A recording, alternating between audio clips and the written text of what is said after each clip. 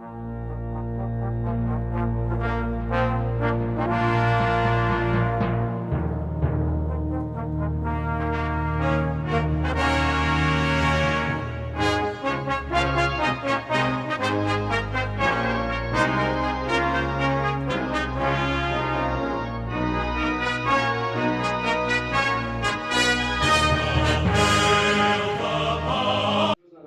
un reto para vosotros, para el profesor también.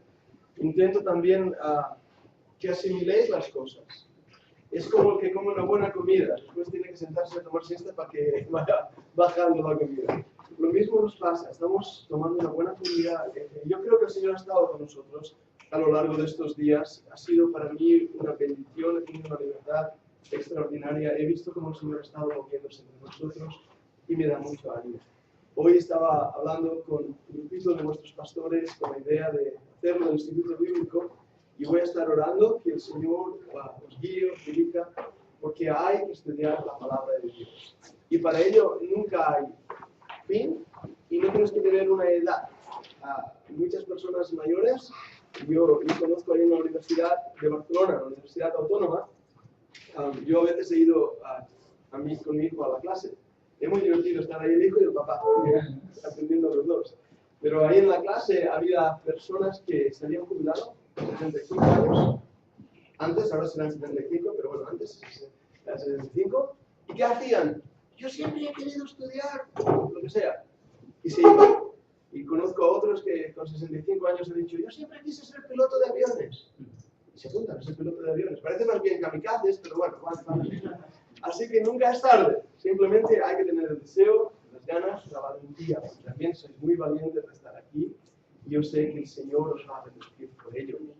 Vamos a seguir con un poco el objetivo de la clase, viendo el material, con estos PowerPoints que nos ayudan a estar más, no solo centrándonos ahí en un papel, nos ayudan a ser más visuales. Y también me da a mí la oportunidad de explicar más cosas. Pero esto está en vuestras notas, a lo mejor puesto de diferente manera, para que vosotros después, durante la semana que viene, repaséis las notas. Y de esta manera dirás, mira, esto no lo dijo, y está aquí. No sé, pero sí me aseguro que has estudiado las notas, porque no lo dije, y están ahí. Y hay otros ejercicios que a lo mejor vosotros mismos podéis hacer. Ejercicios prácticos que os ayudarán a poder desarrollar todo lo que estamos aprendiendo. Ese es el objetivo, vamos a orar, encomendarnos al Señor y empezaremos a orar. Además, podemos orar por el pastor de Tomás, que está enfermo en el hospital. ¿Sabéis algo más a los resultados del hospital, Johnny? Ya se sabe, iba para Lebrija ya y por lo visto tiene infección la orina al final. Al final. Le dijeron que no, pero le han visto unas bacterias y se ve que es infección. Le han mandado un tratamiento de antibióticos para quitarle la infección. Entonces, al final, pues, no es más que ha sido infección. Sí, porque es mejor eso que los riñones. Sí, claro. Mejor eso que los riñones. Pero vamos a orar por él y recordarle. Vamos a inclinar nuestros rostros para nada. Amado Padre, estamos muy agradecidos de abrir las Escrituras. Y te ruego, Señor, que seamos como los hermanos en Berea que miraban si lo que Pablo decía era conforme a las Escrituras. Este sea nuestro humilde espíritu, Señor, de vernos que no es el maestro, el profesor que está delante dando la clase, el que tiene la autoridad o la razón, sino es tu palabra, que está por encima de cualquiera de nosotros. Y te pido, Señor, que tú nos ayudes en esta tarde para seguir aprendiendo de tu palabra y nos des amor, Señor, que salgamos edificados, salgamos con un deseo grande de aprender de ti, de servirte a ti, Señor, de que el conocimiento nos transforme. Porque como dice tu palabra, mi pueblo pereció por falta de conocimiento. Y después recordamos ese versículo que dice, conocimiento de Jehová quiero. Señor, es el conocimiento tuyo el que nos lleva a una vida de santidad y a una vida de servicio. Por eso te pido, Señor, que tú nos dirijas mucho en esta tarde. Y te damos gracias por tu presencia. Oramos por el pastor Tomás, Señor. Y Señor, gracias que tú has prometido que la oración produce resultados y que tú la contestas. Te ruego, Señor, que le sanes, que se encuentre mejor. Señor, que le consueles, porque a él le hubiera gustado estar aquí con nosotros y debido a esta enfermedad no podrá estar. Pero, Padre, te pedimos que pueda en este momento de debilidad física recibir el poder de tu Espíritu, Padre, para servirte, amarte y, Señor, a seguir siendo de bendición. Acompáñanos, trae a los hermanos que aún faltan, que están en camino, y también a aquellos que han venido. Padre, bendícenos mucho. Lo pedimos en el nombre de Jesucristo. Amén. Muy bien, voy a intentar tomar la clase y emprender la clase desde donde la dejamos ayer. Y estábamos hablando de los diferentes métodos de interpretar. Y como veíamos, según el método que sigas, así vas a terminar en las ideas o nociones bíblicas que tengas. La interpretación bíblica, la hermenéutica, no es como hacer, como diría yo, una tortilla de patatas. ¿Habéis hecho una tortilla de patatas? Amén. ¿Seguro? Sí. ¿Verdad que sí? Es lo más fácil. A ver, ¿qué se pone primero en la tortilla de patatas? La sartén, Primero el huevo, ¡El ¿no? huevo! Primero el huevo. Los huevos, se fríen las patatas, Se se fríen las patatas. baten los huevos, se echan las patatas y después se echa la sartén. Vale, ¿alguien lo hace diferente a Johnny? ¿Cómo? Tú lo haces diferente. Las patatas, cuando ya está hecha la tortilla, están muy cochaditas, y los huevos. Está bueno, ¿alguien le echa leche? Tú le echas leche, ¿verdad? ¿Has visto? ¿A que no sabías que habéis venido a una clase de teología y estáis aprendiendo cocina? ¿Has visto? Muy bien. Ahora, la hermenéutica no es como hacer una tortilla de patatas donde más o menos cada uno lo hace de alguna manera y sale al final una tortilla que dice ¡buah! Y le pones un pan de ese español y ¡buah!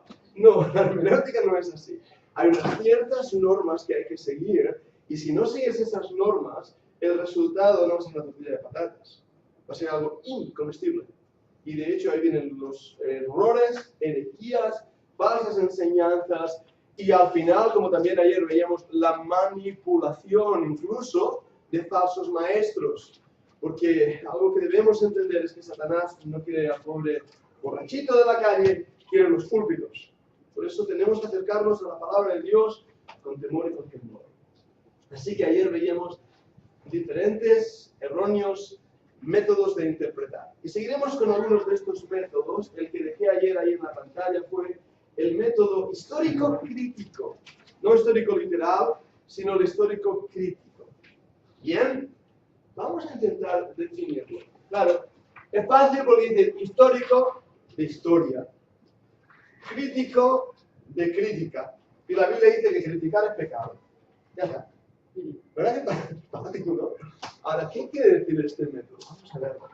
Trata de descubrir el sentido de los textos bíblicos dentro del contexto de los anales de Israel o de la primera tradición cristiana. Un momento. Voy a resumir esto. Lo que hace es, toma el texto bíblico en su contexto histórico. ¿Está esto bien? Sí, de hecho es lo que nos están enseñando.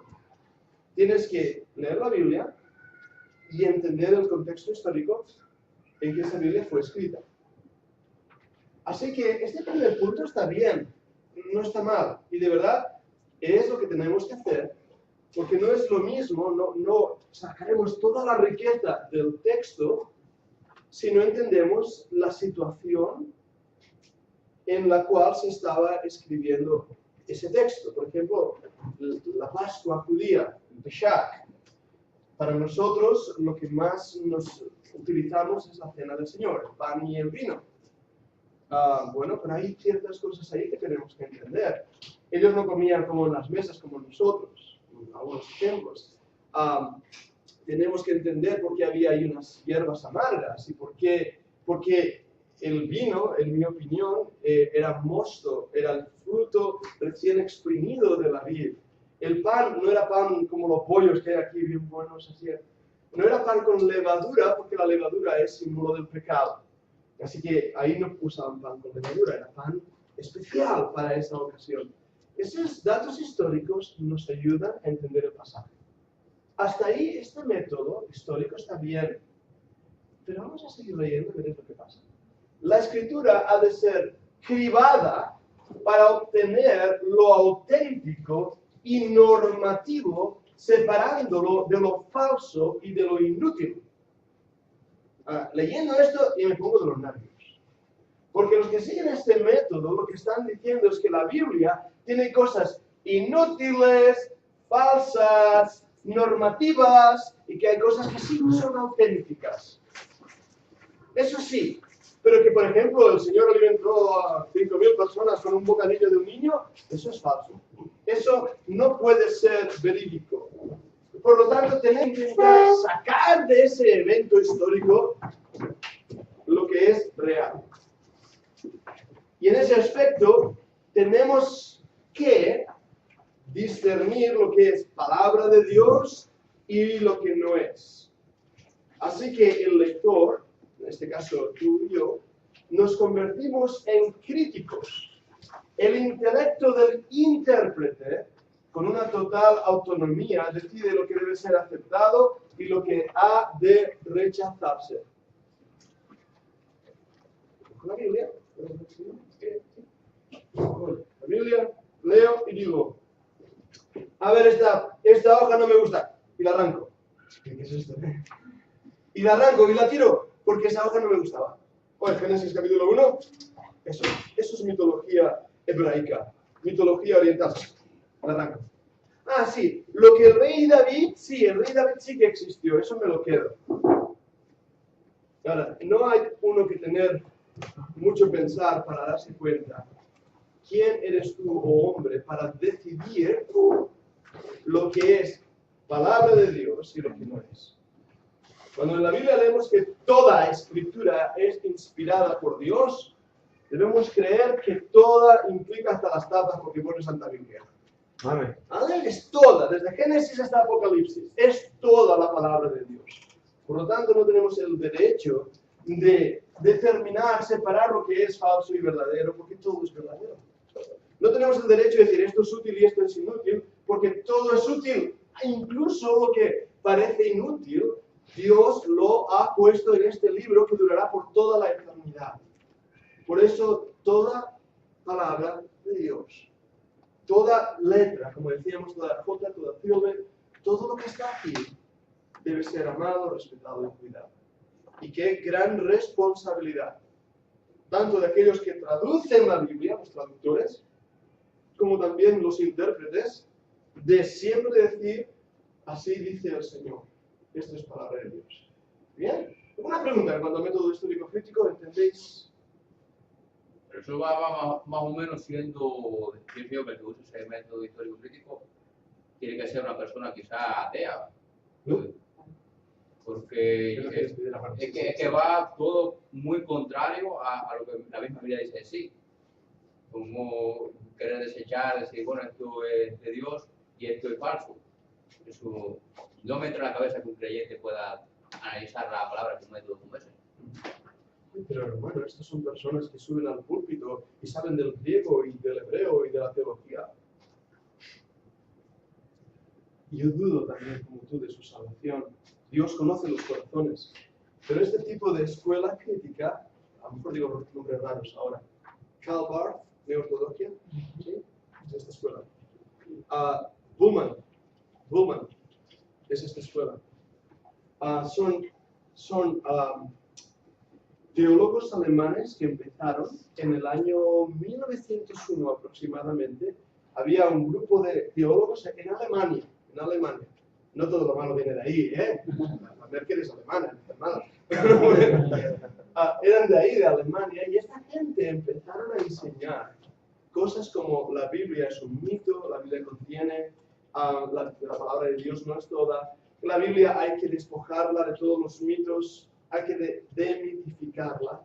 Y empezaron a tocar la Biblia, pero lo gordo es que estos eran pastores protestantes. Y ya lo veremos, esto hizo un movimiento que se le llamó neo-ortodoxia. Quiere decir la nueva ortodoxia. Neo-ortodoxia. Y entonces empezaron a revolucionar todo el contexto teológico. ¿Qué hubieras hecho tú cuando oyes estas cosas? ¿Qué hubieras hecho los pastores? ¿Qué hubieras hecho? Bueno, es lo que pasó. En 1901, un grupo de pastores empezaron a escuchar estas cosas y dijeron, Esto no es de Dios, esto es del mismísimo diablo, están atacando la Biblia. Tenemos que defender la Biblia. Tenemos que volver a enseñar en las iglesias los fundamentos de la fe cristiana. Tenemos que volver al origen del cristianismo, a las bases del cristianismo. Y entonces unas voces aquí en Europa, en Inglaterra especialmente, voces como hombres como Carlos Spurgeon, ¿suena Carlos Spurgeon, verdad que sí? En Estados Unidos, Moody, Torrey, misioneros aún lejos, Hudson Taylor y otros hermanos, Torrey, empezaron a escribir artículos defendiendo la verdad y el fundamento de nuestra fe. Hubo un señor en Estados Unidos que tenía mucho dinero, no todos los americanos son ricos, pero había uno que sí que tenía mucho dinero, y dijo, uy, estos artículos tenemos que hacer lo posible para que salgan a la luz. Y él agarró todos esos artículos, no había internet entonces, así que lo que hizo fue ponerlos en unos libros y darlo gratuitamente a todos los pastores de Estados Unidos. A ese set de libros, son 5 libros, se les llamó en inglés The Fundamentals, los fundamentos. Y eso es lo que dio el nombre originalmente al movimiento fundamental de Estados Unidos. Porque lo que estaban haciendo era decir, oye, quien dice esto no es creyente, tenemos que volver a los fundamentos de la fe cristiana. Aún así, el método histórico crítico, muchos seminarios católicos lo utilizan y lo enseñan, porque ellos no ponen su confianza en la palabra de Dios, sino en la palabra del Papa. Y debemos tener cuidado. Cuando esto es muy interesante, sobre todo en seminarios que quieren ser muy inteligentes, ¿no? Muy listos, lo saben todo, pero ignoran la verdad de la palabra de Dios. Así que debemos guardarnos. Cuando veáis un libro, si compráis un libro, y leáis frases como, la Biblia contiene la palabra de Dios, tira el libro a la basura. No vale más leerlo. Porque va a poner dudas. ¿Sí? Sí que es interesante, gracias por esa observación. ¿Vale? Sigo al siguiente método, y este es interesante. Qué letra más pequeña. El método teológico existencial, neortodoxia, neoliberalismo de interpretación.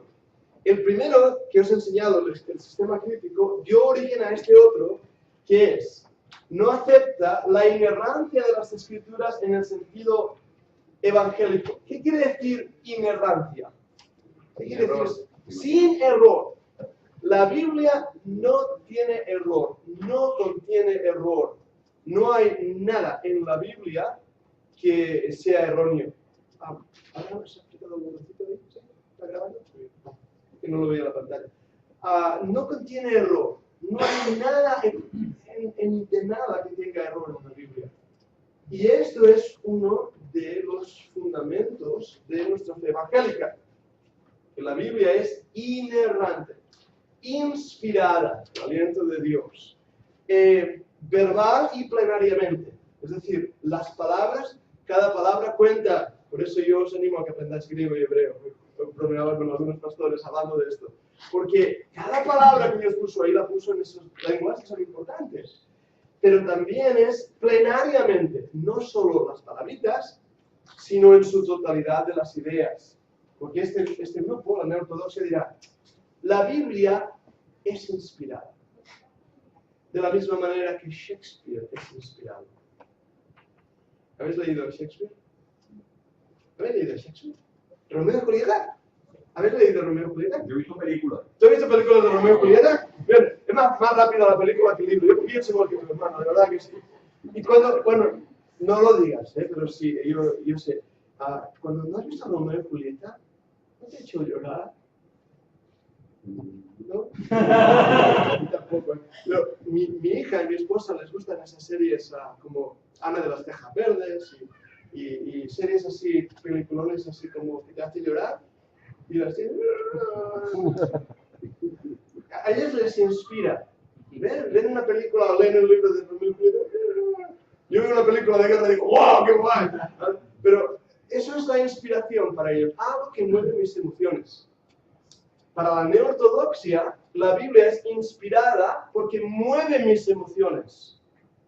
Esto no es lo que hemos dicho que quiere decir inspirada, ¿eh? Inspirada quiere decir el aliento de Dios, las palabras de Dios, no simplemente que mueve mis afectos y deseos.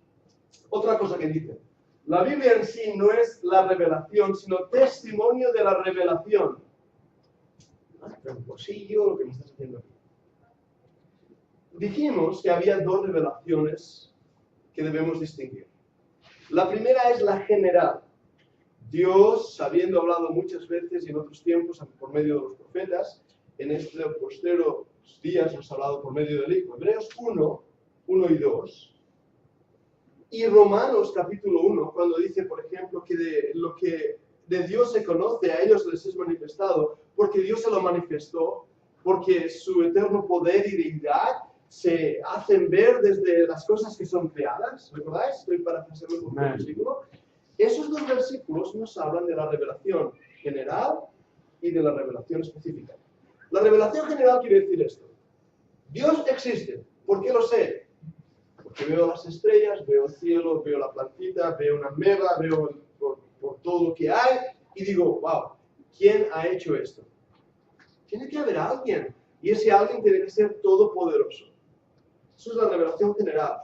Que todo hombre tiene, todo hombre, Dios le ha dado esa revelación general.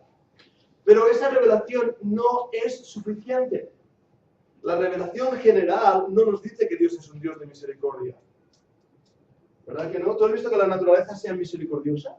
Que está ahí el lobo y ve un corderito, y te quemo un corderito, ¿cómo me lo voy a comer? ¿A que no? ¿A que no? He visto un vídeo en Facebook, tengo amigos en Facebook muy raros. Uno de ellos ha puesto, hoy mismo ha caído un señor, no sé por qué cuenta estas cosas, ha caído un señor en Nueva Delhi, en un zoo, en el pozo de los tigres. No lo veía. Y ha venido un tigre, le ha dicho, clac, clac, y ha empezado a jugar con él, y luego le ha pegado un bocado y se lo ha llevado. Que yo pensaba que era que iba a jugar con él. Yo también. Al final dices, bueno, si lo veis en el Facebook ya lo he contado. Y dices, pero eso es misericordia si estaba jugando con él, pobre hombre. Y luego se lo zampa. Entonces, la revelación general no nos habla de la misericordia, nos habla de la crueldad, de la brutalidad, del pecado, en pocas palabras. Ahora viene una revelación específica. ¿Cuál es? La Biblia. Y yo ahora conozco que Dios que ha creado es un Dios de amor, un Dios de misericordia, un Dios de bondad, que ha enviado a su Hijo, es un Dios paciente, es un Dios que ama la verdad. Yo puedo saber eso gracias a que tengo la Biblia. Por eso, creyentes, tenemos que leer la Biblia, porque es la única manera que tenemos de conocer al Dios verdadero. Su omnipotencia, omnipresencia, sus atributos, su persona, su esencia, su manera de obrar. Por eso Satanás no quiere que leamos la Biblia. Y de verdad, tenemos que hacer lo posible para leer la Biblia. Tenemos que leer la Biblia, no me entero de nada. Es que no me acuerdo, ¿no os ha pasado? He leído Tito, la epístola de Tito 3000 veces y no me acuerdo de nada. Una vez un joven, que esto le pasa a los jóvenes, a los mayores no les pasa, pero un joven vino al pastor y le dijo, pastor, es que leo la Biblia y no me acuerdo de nada. Y el pastor vio ahí un cubo de agua y dijo al joven, vete a buscar agua. Y el joven no lo dijo, pero está pensando, este pastor está loco. Le vengo con una pregunta bíblica y me manda por agua. Pero como los jóvenes son obedientes y tiernos y cariñosos, dijo, está bien. Agarró el cubo, se fue al río a buscar agua. Fue al río, llenó el cubo de agua y volvía. Mientras volvía con el cubo, se dio cuenta que el cubo estaba agujereado. Llegó donde estaba el pastor y no había agua. Y el pastor le dijo, ¿no te he dicho que traigas agua de ese río y trae agua? Así hasta 4 veces. Y a la cuarta el joven estaba ya desesperado. Y dijo, pero pastor, que el cubo está agujereado, que no voy a poder meter nada de agua en el cubo porque está agujereado. El pastor se lo quedó mirando y le dijo, no, es verdad, como tu cabeza, pero ¿te das cuenta lo limpio que ha quedado? No es un chiste, pero fue buenísimo. Qué limpio había quedado el cubo. Porque la palabra de Dios tal vez nos parece que no queda nada, pero nos limpia, nos transforma, nos orienta, nos ayuda. Y si te dejas llevar por el Espíritu Santo en tu comunión con el Señor, va a ser la Biblia quien te lleve a una vida cristiana victoriosa. No los sentimientos, No los sentimientos. Una de las cosas que hay en el cristianismo moderno es que basamos el cristianismo en sentimientos, no en promesas. Ay, vamos a la iglesia a tener un encuentro con Dios. Y ponen ahí toda la música. Y aleluya, amén. Y luego sales y, qué bien que me siento hoy. más o menos te dura media hora, una hora, de lo que te dura. Pero si vas a la iglesia y el pastor Francisco trae una predicación de una hora, y tú no te has tomado café a tarde, sales de la iglesia y dices, no he tenido el encuentro con Dios, no lo he sentido. Eso es lo que nos venden, ¿verdad? Pero cuando tú escuchas la predicación de la palabra y dices, por ejemplo, lees ese versículo que dice, todos los días estaré contigo hasta el fin del mundo. ¿Una promesa? Tú cuando estás en la calle y estás desanimado, tú no sientes a Dios porque no lo sientes. ¿Quién va a sentir a Dios cuando estás trabajando a 40 debajo de la sombra, 40 grados de temperatura con una pala? ¿Estás sintiendo algo? No, calor, vale, muy bien. Y estás ahí desanimado en la batalla, pero tú sabes que ahí está Dios, aunque no lo sientas. Dios quiere que le sintamos. Yo me enamoré de mi esposa porque era guapa, lista, rica. Era guapa, era mi mejor chica, ¿vale? Era mi chica, me enamoré de ella muchísimo. Hace 26 años que estamos casados, estoy súper enamorado, continúo siendo guapa, lista y pobre. Igual. Y la amo con todo el corazón. Pero pensáis que hay momentos que estoy con todo. No. Sobre todo cuando me toca lavar platos. Cuando estás ahí cansado del día y bueno, pues. Ahora, yo sé que mi esposa me ama. Lo sé porque ella me lo ha prometido. Dios te ha prometido muchas cosas. Por lo tanto, no tenemos que basar nuestros sentimientos. La vida cristiana no se basa en sentimientos, se basa en realidades. Por lo tanto, el problema que estamos hablando es sobre si la escritura es inspirada porque me inspira o inspirada porque Dios lo dice. Respuesta, es inspirada porque Dios lo dice. Cada palabra cuenta. La Biblia en sí no es la revelación, sino testimonio de la revelación. La palabra de Dios no es la misma como las palabras de la Biblia. ¿Os dais cuenta cómo retuercen aquí la cosa? Es lo que os decía, básicamente. La Biblia contiene la palabra de Dios, pero es tu responsabilidad descubrir qué es palabra de Dios y qué no es palabra de Dios. Fue Judas y se ahorcó. No, eso no es palabra de Dios. Ahora, aquí os voy a plantear un reto. Os voy a plantear un reto. Tomás, vamos a hacer una pregunta. ¿Es todo palabra de Dios?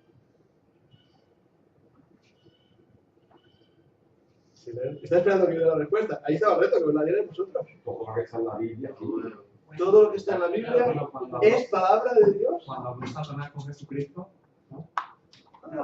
Ahí era Satanás el que hablaba. ¿Sí? Cosas, lo que sí Dios da testimonio de que eso ha sido verdad. Eso es verdad que ha sucedido tal y como ha sucedido. Pero no que él haya permitido cosas, que él haya hablado de otras cosas y que cada palabra ha sido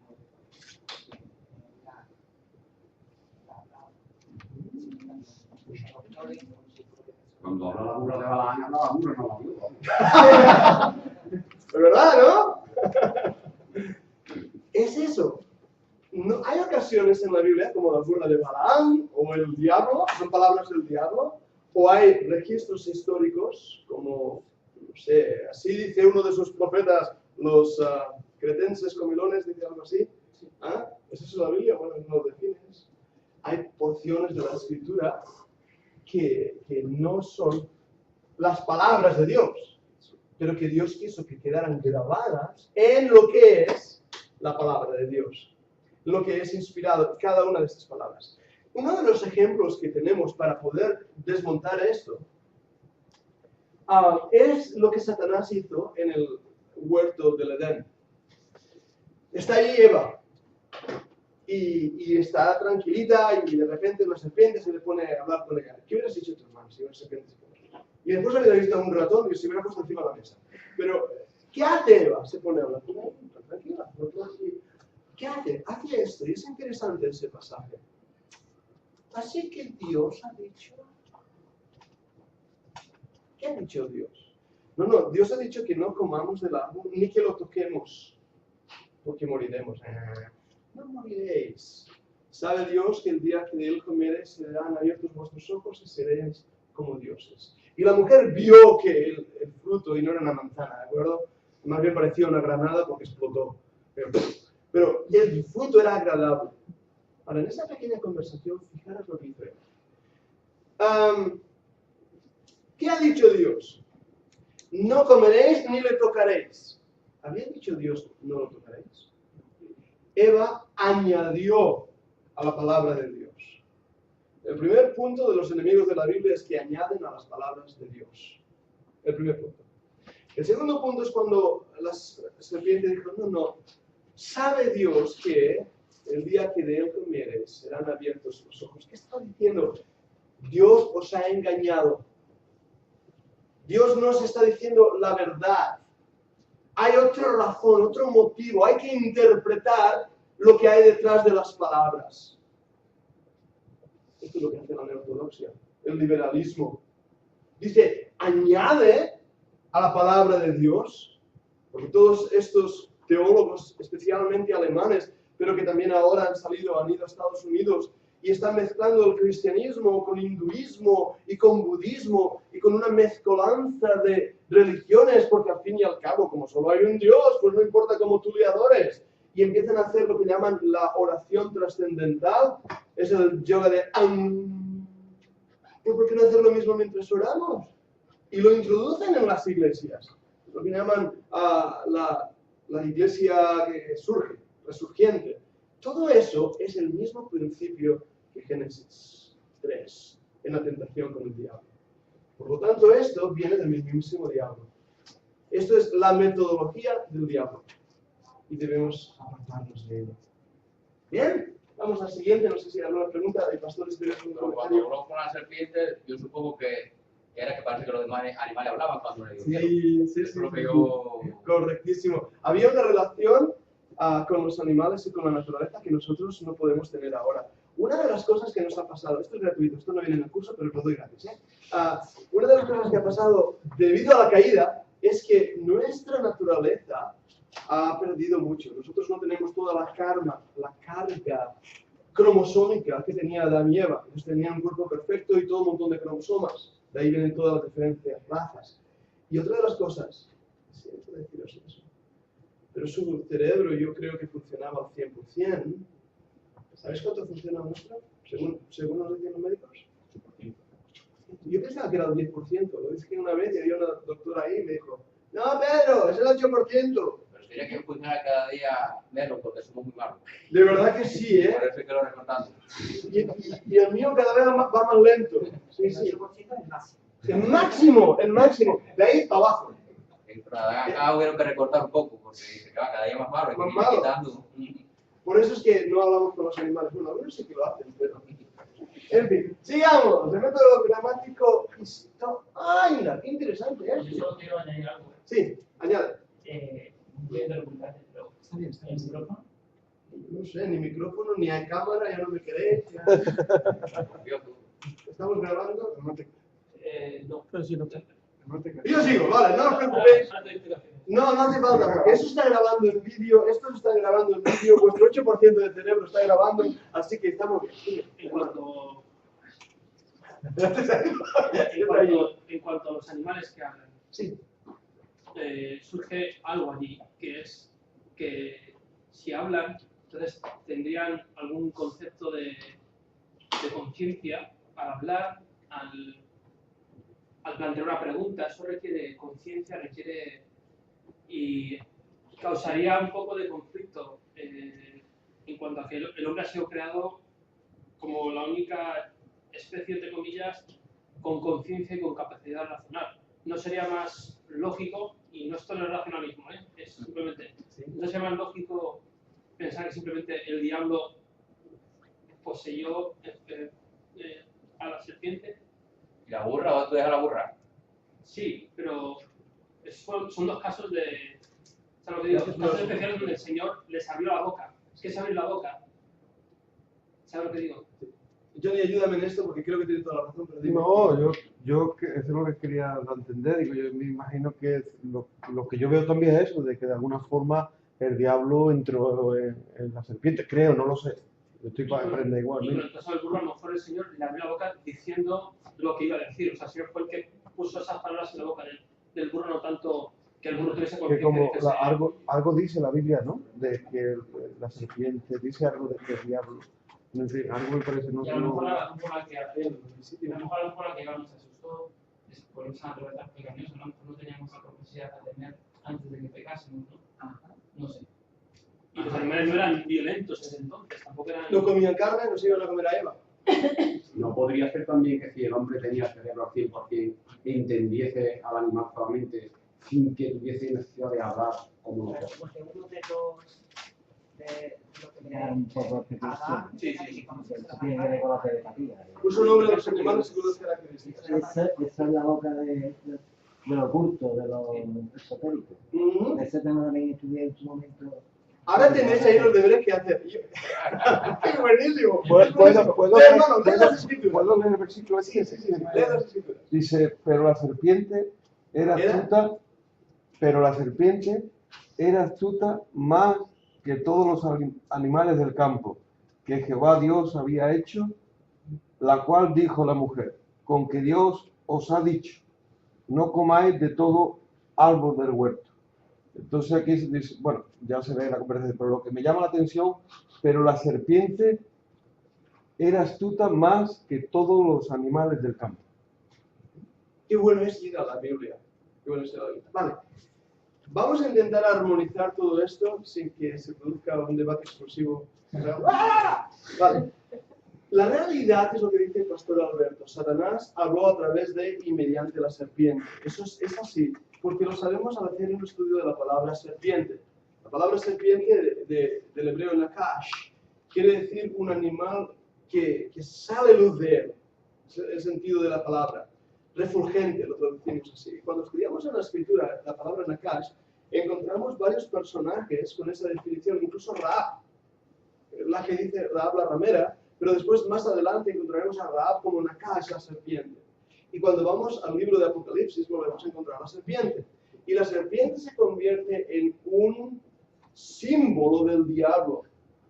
Y yo creo personalmente que en esa ocasión Satanás, la serpiente antigua, habló a través de ese animal que Dios había creado. Y tal vez por eso podemos decir que había la astucia y también el engaño del diablo. Porque Eva no se asustó, no le llamó la atención.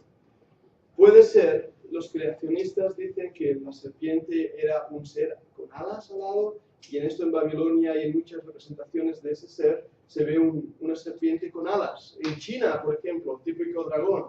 Y sabemos que hay serpientes hoy en día que saltan de árbol en árbol, les llaman las serpientes voladoras, y cuando el juicio hacia el animal fue que se arrastraría.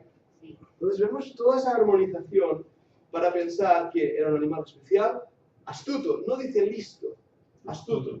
Y la astucia no muy buena a veces. Y que Dios castigó a ese animal. Por eso creo que podemos armonizar un poco las dos cosas. Con la burra de Balaam, pues lo que decías, Dios habló la boca de la burra. ¿Sí? Esto es una ejercicio hermenéutica, ¿no? Claro, y por eso estoy muy contento que vayan saliendo estas cosas. Y además que estáis teniendo el espíritu de Berea. ¿Ves lo que Pedro dice? Miradnos las escrituras, no tengáis miedo. Y lo bueno es también con todo el maestro escudriñar las escrituras. Sí, hermano, dime. Quería decir una cosa. El otro día un hermano me preguntó acerca de las religiones orientales. Yo le dije que todas tienen como un tronco, que es llegar a la divinidad sin contar con la divinidad. Muy buena observación. Personalmente, en relación con lo que ha expuesto el hermano sobre que antes de la caída pudiera ser que Adán y Eva tuvieran capacidad intelectual como para comunicarse con los animales, precisamente en una religión del Punjab hay una casta sacerdotal que tiene la capacidad de hablar con cualquier tipo de animal, vegetal, incluso rocas. Ahora, ¿cuál es la fuente? Habría que... Ahí está la clave. Porque es verdad, a ver, lo que decía antes del funcionamiento de nuestro cerebro es cierto, nuestra capacidad mental no es la que tenían Adán y Eva, y yo personalmente creo que ellos tenían esa capacidad de ver a un animal y por sus características ponerle el nombre, es lo que hizo a Adán. Creo que tenían una capacidad de comunicación, no conocéis a mi perra si no me entenderíais. Yo tengo una perrita, se llama Tiny, lo único que le falta es orar a mi lado. O sea, Pero parece que a veces con las animales hablan, pero es lo que él dice, no tienen conciencia, no van al cielo, actúan por instinto animal. ¿Ah? Entonces Dios tiene que intervenir para que se produzca un cambio, o Satanás tiene que intervenir. Sí. Me ha parecido curioso que relacionara a Rahab con la serpiente. ¿Cómo ha dicho antes que qué relación tenía? Sí, en el libro de, creo que es Isaías, concordancia, por favor, buscad Rahab y veréis ahí que hay dos menciones de esa palabra Rahab o Rahab, según como pronuncias. Una es la mujer que Josué, por la gracia de Dios, aceptó a los espías, sabéis la historia del libro de Josué, y se convirtió en una de las genealogías del Señor Jesucristo. Pero después Rahab o Rahab vuelve a salir en relación a la serpiente y se refiere a Egipto. Misherim me parece que le llama ahí, ahora estoy diciendo de memoria, pero hay un simbolismo de esa serpiente, que es lo que el nombre Rahab quiere decir. O sea, su nombre de esa mujer quería decir serpentina, y por eso está ahí la unión de ideas. Interesantísimo. ¿Lo habéis encontrado en la concordancia? Tengo que comprar una más gorda. La Sloan es muy buena, la Strong o la Young. Muy bien, pues voy a seguir. Si no hay más preguntas, ¿sí? Si no hacen señales de humo y pastores, cualquier observación, plena libertad, no pasa nada. Una observación. Sí, dime. Estamos hablando de lo que podría haber sido la naturaleza humana antes de la caída. Sí. Yo creo que es más importante de qué función vamos a desempeñar cuando tengamos una naturaleza glorificada, cuando estemos en presencia del Señor. Yo anticipo ese día. Anticipo. Funcionamiento cerebral 100%. Ustedes capaces de hacer. Sí, movimiento. Con un cuerpo totalmente glorificado. Glorificado como el del Señor Jesucristo. Atravesar paredes, eso va a ser divertidísimo. Más que lo que hacemos antes. Yo creo que lo mejor será no pecar, ¿no? No pecar, amén, hermano. Porque esto es una guerra contra la carne, no solamente los huesos, sino el pecado. Ser libre del pecado. Esa tendencia a ser malos. Muy bueno, eso, muy bueno. Qué bueno. Gracias. Estamos haciendo hermenéutica. Muy bien, sigo con esto porque tengo más que cubrir y necesito redimir el tiempo. El método gramático histórico halla el significado de un texto bíblico sobre la base de lo que sus palabras expresaban en su sentido llano y simple a la luz del contexto histórico en que fueron escritas. ¿Lo digo más fácil? Cuando lees la Biblia y dices, esto fue escrito en Israel, y yo lo leo hoy y lo entiendo. Y también, cuando hay algo que no entiendo, lo estudio para entender el contexto cultural histórico. ¿Sí? Es lo que hemos estado diciendo, ¿no? Que hay que conocer las palabras, la gramática, hay que conocer las costumbres históricas. Y cuando hago eso, ahora entiendo el pasaje. Porque entiendo las palabras, entiendo quién es el sujeto, quién es el predicado, quién es el verbo, quién es las palabras, la gramática, pero también el contexto donde eso fue dicho. ¿Por qué la burra de Balaam? ¿Por qué el profeta iba en una burra, en un caballo? ¿Ah? ¿Por qué el Señor Jesucristo dijo, tráeme aquella que era un burrico? Un pollino. Miren que el animal tiene nombres raros, ¿eh? Tiene un pollino. Tráeme pino. ¿Por qué no un caballo? Esos de Andalucía, blancos. ¿Por qué? Porque el animal típico de allí, seguro, de representante de ellos. Bien, pero hay más que eso. Dime, estaba profetizado que entraría en Jerusalén con un pollino, sí. No un caballo. Sí. Y además era símbolo de mansedumbre, de paz, de... Más que de eso. ¿Sabes qué era símbolo? Del rey. El rey iba en un pollino.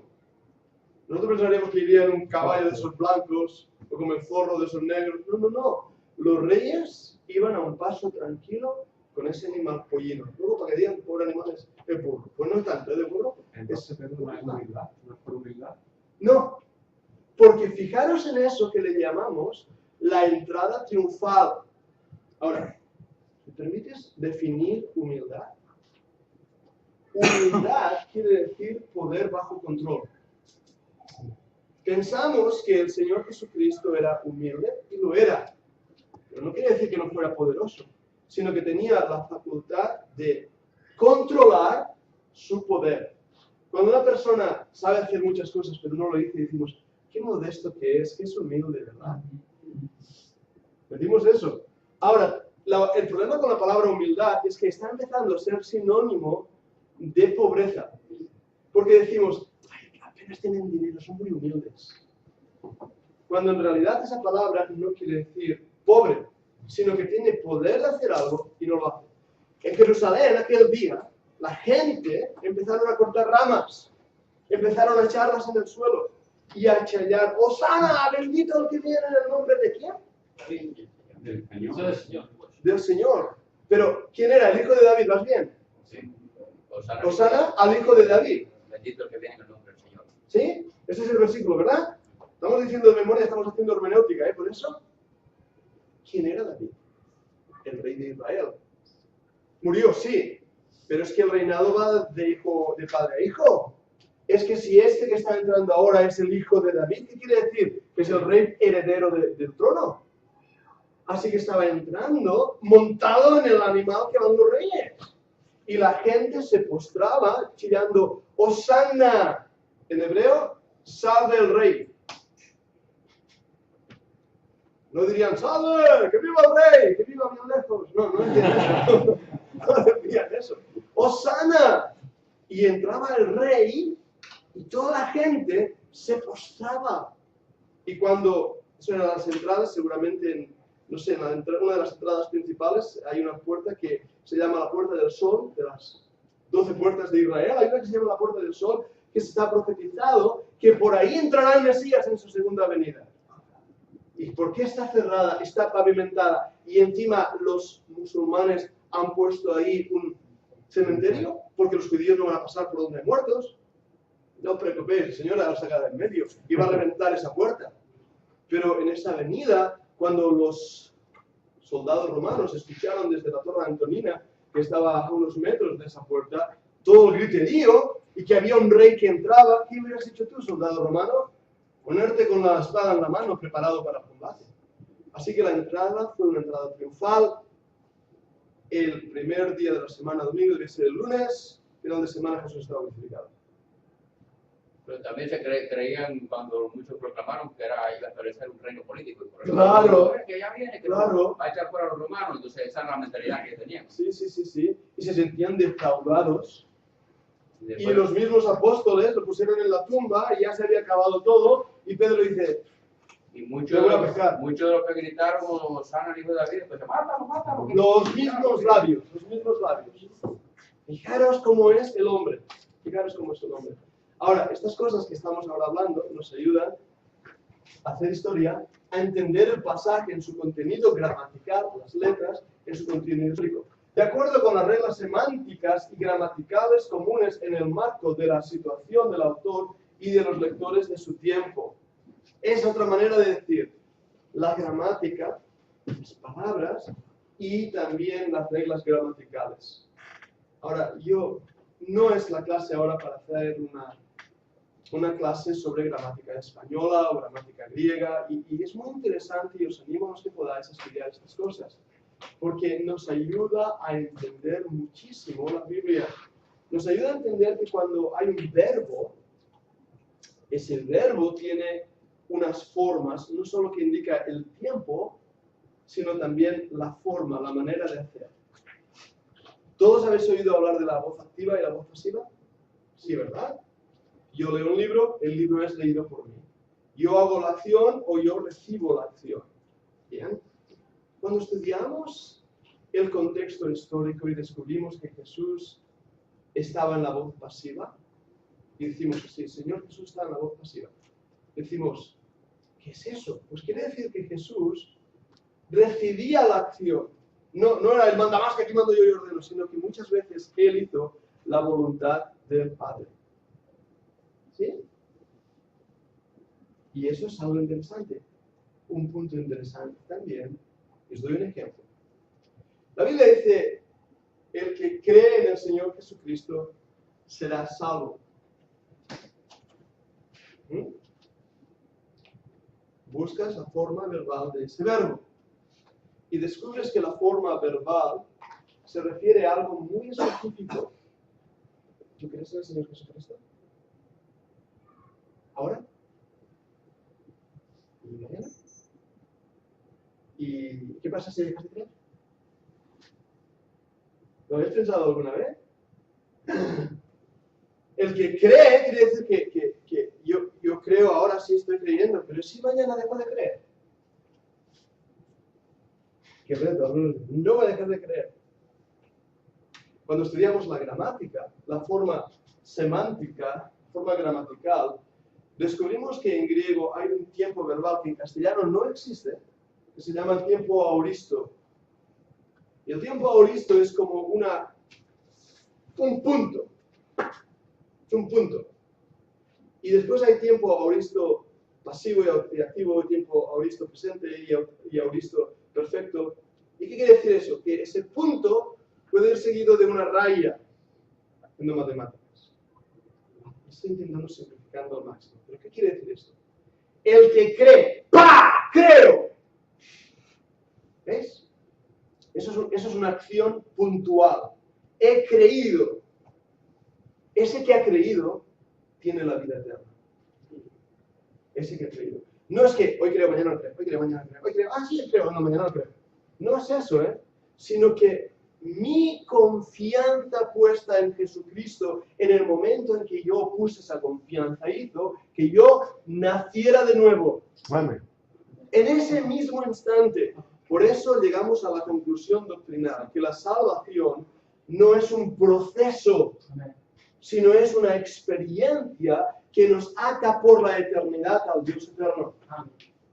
Y lo podemos defender no solo por los versículos, sino porque en la gramática y en la semántica de esos versículos, el verbo, la forma verbal, es extraordinariamente clara, más de lo que puede ser en nuestro idioma. Mucho más, porque en nuestro idioma no tenemos este verbo llamado auristo, no existe, pero sí lo tenemos en el original griego. Así que podemos descubrir no solo el contexto histórico, sino la gramática. Y además, este método incluye el análisis lingüístico y el examen del fondo histórico de los textos bíblicos. Ahí es donde viene esa cosa que llamábamos no solo hermenéutica, sino exégesis, que era tomar una palabra, ver qué significa, ver el original en griego, ver si es un sujeto, si es un predicado, ver su función en la gramática, y de ahí llevar a suficientes conclusiones para exponer, explicar el texto. Por eso decíamos que la hermenéutica y la exégesis van juntas. Y después de eso viene la homilética, la predicación del mensaje. Soy muy consciente que lo que estoy diciendo es gramática, es difícil de entender para los que no habéis estudiado de una forma práctica la gramática. Pero es importante que sepáis el método que los teólogos utilizamos para poder llegar a conclusiones importantes. O el método que los pastores utilizan para poder exponer las escrituras y llegar a conclusiones importantes. Este método gramático histórico es el método que nosotros estudiamos, que nosotros utilizamos. Es el método que nos ayuda a entender. La Biblia es la revelación dada por Dios, inspirada, directa, creemos en ella, ponemos nuestra confianza en ella, la defendemos, es un libro escrito en el pasado para hoy también, y por lo tanto yo puedo depositar mi fe porque lo que dice la Biblia es así. ¿Sí? ¡Wow! ¡Qué tormenta se ha enviado! Pregunta antes de seguir el siguiente bloque. ¿Alguna pregunta? ¿Algo? Si hay algo que quieras que... Sí, antes envió usted que estaba profetizado que Cristo entraría por la puerta del sol. ¿Eso está así en la Biblia o...? Sí, no, él está profetizado en su segunda venida. En su segunda venida, y por eso los árabes lo saben, y la interpretación que ellos dieron es que para que no entrara el Mesías prometido por esa puerta, a la puerta dorada, me parece que también en nuestra Biblia está como puerta dorada, no recuerdo ahora bien, pero por ahí es donde entrará el Mesías. Ahora, entendemos que esto era también dentro de la tradición de los judíos. Dime. No sé si sabes esto. Los musulmanes creen que Jesús va a volver. ¿Por qué no van a querer que pase por esa puerta? Porque reconocerían que era más grande que el profeta Mahoma. Ese es el problema. Porque el problema con Islam, ellos reconocen que Jesús es profeta, que Moisés es profeta. Pero Mohamed, el profeta. Sí, pero ellos creen que Jesús va a volver. Sí. Jesús va a volver. Entonces, si ellos creen que nos va a volver, ¿Por qué hacen eso? Claro, ¿Por qué nos frenan? Claro, porque eso también demostraría de acuerdo, para ellos demostraría que el Corán es verdad, porque Jesucristo en efecto ha vuelto a la tierra. No, te lo pregunto porque no sé si saben por qué quieren poner eso cuando saben que va a volver. No, yo lo que tenía entendido era eso, que para que el Mesías de los judíos no entrara por esa puerta. Ahora, tal vez sea simplemente porque ellos no creen que el Mesías de los judíos sea Jesús, el verdadero Mesías. No sé, tenía una buena pregunta para Aaron. Sí. Podría ser una especie de rivalidad étnica, porque los musulmanes creen que Jesucristo vino no de Ismael, sino no de Isaac, sino de Ismael. Y no puede ser una forma de insultar esa creencia, decir, mira, os pongo aquí en el cementerio para como insultar a vuestro Mesías judío, ¿no? Puede ser. Puede bien ser eso. La mujer del Corán no vuelve de esa manera, ¿no? Posiblemente. ¿Cómo? La mujer del Corán no vuelve de esa manera. No sé. Yo he hablado con muchos musulmanes y me han dicho, sí, Cristo es un gran profeta. Y nosotros creemos que Cristo va a volver. Él es el que va a volver, no Mahoma. Pero no murió, simplemente ascendió y luego volverá. Ellos lo creen y lo defienden. Pero no es puede el ser hijo como de una Dios forma de para decir, ellos. si el Cristo del judío no, sí, seguro. Os pongo aquí un cementerio como insultando vuestra teoría, ¿no? No sé. Sería bueno para preguntarle a Aaron, me apunto, yo no sé la respuesta. Sí. Bueno, no sé. Muy bien, pues voy a pasar al siguiente bloque que vamos a hablar sobre algo que es importante y es lo que llamamos el principio dispensacional. Ahora, una vez más, yo he hablado con los pastores, yo sé que nuestra postura en las iglesias a bautistas independientes es una postura dispensacional. Y debemos entender un poquito qué es eso de dispensacional y dispensaciones y qué es esto, ¿vale? La palabra dispensacional o dispensación viene de un término que quiere decir mayordomía. Qué divertido definir un término con otro más difícil todavía, ¿verdad? Qué buenísimo. Vale. ¿Qué quiere decir mayordomía? Bueno, responsabilidad, básicamente. Eso es lo que quiere decir. De hecho, la palabra dispensación viene de una palabra que quiere decir asuntos de la casa. Ahora lo he hecho más difícil todavía, ¿verdad? Es las cosas que tienen que ver cómo organizo mi hogar. ¿Qué hago? ¿Dónde pongo la comida? ¿Dónde pongo los muebles? ¿Dónde pongo las sábanas? ¿Qué hago con la economía? De ahí también viene el dinero que uso. Y a esto es lo que hace un mayordomo, o lo que hacía un mayordomo. Dime, hermano. De acuerdo a la limitada información que recibí en su tiempo sobre el concepto de dispensación, sí, la cristiandad, sí. El concepto empieza con el principio de un ciclo, el término de un ciclo y el principio de un ciclo renovado, ¿no? Sí. Esa era la interpretación que a mí me dieron. Pues no dejamos que lo explique primero. Déjame que te doy la definición, porque la palabra en sí es eso, mayordomía, cosas de la casa. Los teólogos tomaron esa palabra y dijeron, esta palabra nos va a ayudar a entender cómo poder definir todos los eventos en diferentes tiempos que veo en la Escritura. Y por eso, ahora viene definición de diccionario teológico. Apuntad porque la sé de memoria, así que os la digo de memoria. Dispensación es un periodo de duración variable en la cual Dios trata con el hombre en cuanto a su responsabilidad y su pecado. ¿Un periodo? Es un periodo, un tiempo, de duración variable, en la cual Dios trata con el hombre en cuanto a su responsabilidad y su pecado. Dispénseme usted. Dígame. ¿Tiene que ver esta expresión dispénseme con el dispens?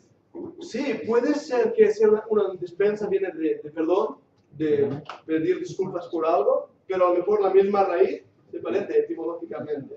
Puede ser, no sé. O haber cortado algo en el tiempo. Sí, porque cortas el tiempo. Sí, Ever, ¿puedes leerlo otra vez porque esté bien claro? Nos lo va a leer Ever. Dispensación es un periodo de duración variable en el cual Dios trata con el hombre en cuanto a su responsabilidad y su pecado. Bien, esa es la definición que debemos ver. Una dispensación es un tiempo, Es un tiempo. Un tiempo que, estudiando la Biblia, nos damos cuenta que de repente empieza, termina y pasa otra cosa, que empieza y termina y pasa otra cosa. Y en cada uno de esos tiempos te das cuenta que hay diferentes similitudes. Por ejemplo, Dios da al hombre una responsabilidad y el hombre toma esa responsabilidad y fracasa. No hace lo que Dios le había dicho. Y de repente te das cuenta que debido a eso, Dios les castiga, envía un juicio. Y entonces Dios envía misericordia. Y entonces Dios dice, vale, vamos a empezar de nuevo. Estoy simplificando mucho, ¿eh? Pero ¿os viene a la mente, pastores, dispensaciones, los diferentes puntos? ¿Sí? Bien. ¿Dónde están esos tiempos? Vale, básicamente hay 7 dispensaciones. Algunos creen que hay 8 dispensaciones. Bien. Algunos creen que hay 5 dispensaciones. Y algunos creen que hay 2 dispensaciones. Así que, como ves, no es tan fácil como parece la definición. No hay duda alguna que hay 2 grandes bloques en la Biblia. Eso lo vemos como ahora lo vamos a ver. Y no hay duda alguna que sí que es diferente. Y vamos a empezar con la primera dispensación. De hecho, no los he apuntado porque yo quiero... sí que los he ahí. La primera dispensación, y estas son las 7, 8 dispensaciones que tenemos en la Biblia. La primera es la época de la inocencia. Ahora, esto es muy importante en nuestra hermenéutica, os lo digo de verdad. Esto es lo que nos define como dispensacionalistas, porque interpretamos la Biblia siguiendo estos principios. La inocencia es desde la creación hasta la caída. Cuando Dios crea al hombre, le da una responsabilidad, cuidar del huerto, no comer del árbol. Le da la responsabilidad, no era muy difícil, ¿no? Eran inocentes, no conocían el pecado, no habían desobedecido. Su cerebro funcionaba al 100%. Estaban bien, eran inocentes. Pero ¿qué pasó? Fracasaron en la responsabilidad que Dios les había dado. Pecaron. Y Dios envió un juicio. De hecho, hay 4 juicios ahí. Un juicio contra la mujer, hay un juicio contra la serpiente, hay un juicio contra el hombre y hay un juicio contra la tierra. Dios envió un juicio. Y ahí las cosas cambiaron. Y empieza ahora una nueva situación ahí después de Génesis 3, a la cual llamamos conciencia. Porque ahora el hombre tiene una conciencia. Y tú lees ahí Génesis capítulo 4 y te empiezas a dar cuenta, capítulo 5, que el hombre tiene una conciencia. La idea del bien y del mal, que hasta entonces solamente no la tenía. Ya, sus ojos fueron abiertos y al susto que se pegaron, pues se murieron.